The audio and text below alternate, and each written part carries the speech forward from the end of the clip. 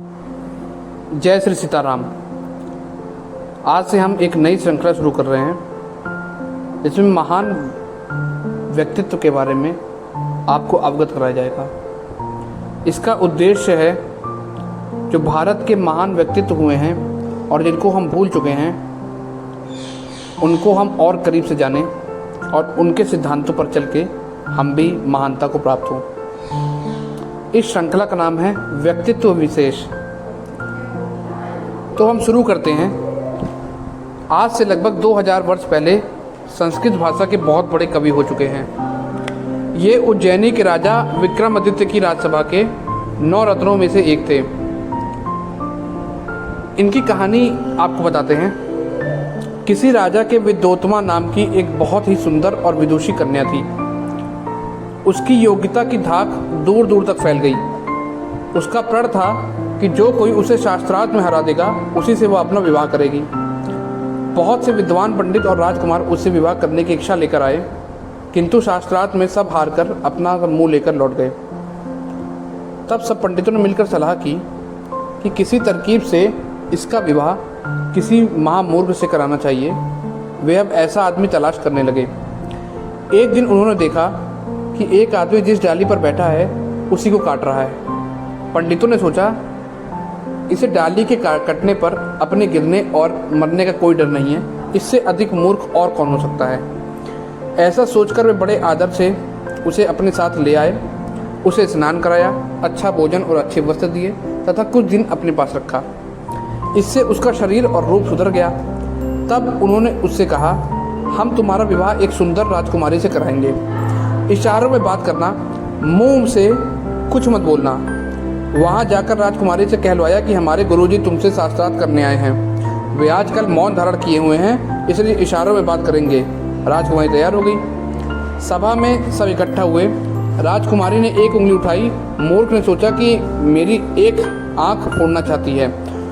उसने बदले में दोनों आँखें फोड़ने का इशारा करने के लिए 2 उंगलियाँ उठाई।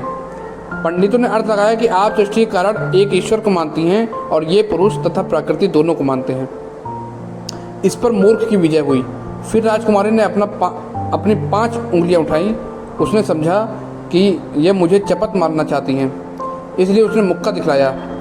पंडितों ने अर्थ लगाया कि आप कहती हैं कि शरीर में 5 इंद्रियां बहुत बलवान हैं और ये कहते हैं कि उन्हें ज्ञान द्वारा मुट्ठी में यानी काबू में रखना चाहिए। इसी प्रकार राजकुमारी ने कई इशारे किए, किंतु पंडितों ने सबके इसी प्रकार अर्थ लगा दिए। राजकुमारी हार गई और उसका विवाह इस मूर्ख के साथ धूमधाम से हो गया। विवाह के बाद वह राजकुमारी के कमरे में गया। उसी समय बाहर ऊँट बोल रहा था। राजकुमारी ने उससे पूछा, ये कौन जानवर बोल रहा है? वह हंसकर कहने लगा, उठ है उठ। वह पंडितों के धोखे को समझ गई। उसे उन पर बहुत क्रोध आया और उसने उस मूर्ख को ढकेलकर बाहर निकाल दिया और बोली, कुछ पढ़ लिख लो तो लौटना, अन्यथा। वैसे वह बहुत मूर्ख था, पर यह बात उसके हृदय में चुभ गई। वह बोला, अब आया तो तुझसे अधिक विद्वान बनकर आऊँगा। वो वन में चला गया और सरस्वती को प्रसन्न करने के लिए तपस्या करने लगा। जब कई वर्ष बीत गए और सरस्वती देवी प्रसन्न नहीं हुई, तब वह प्राण त्याग करने के लिए सरस्वती कुंड में कूद पड़ा। सरस्वती उसी समय उसके पास आई और उसे वरदान किया।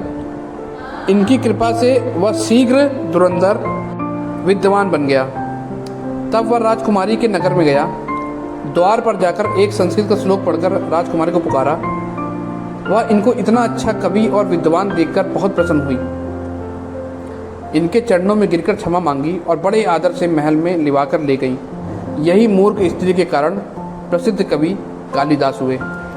इस कहानी से यह शिक्षा अवश्य मिलती है कि मूर्ख से मूर्ख भी सच्ची लगन और अभ्यास से एक बड़ा विद्वान बन सकता है। कालिदास की लिखी हुई पुस्तकों का देश और विदेश में हुआ बहुत आदर है।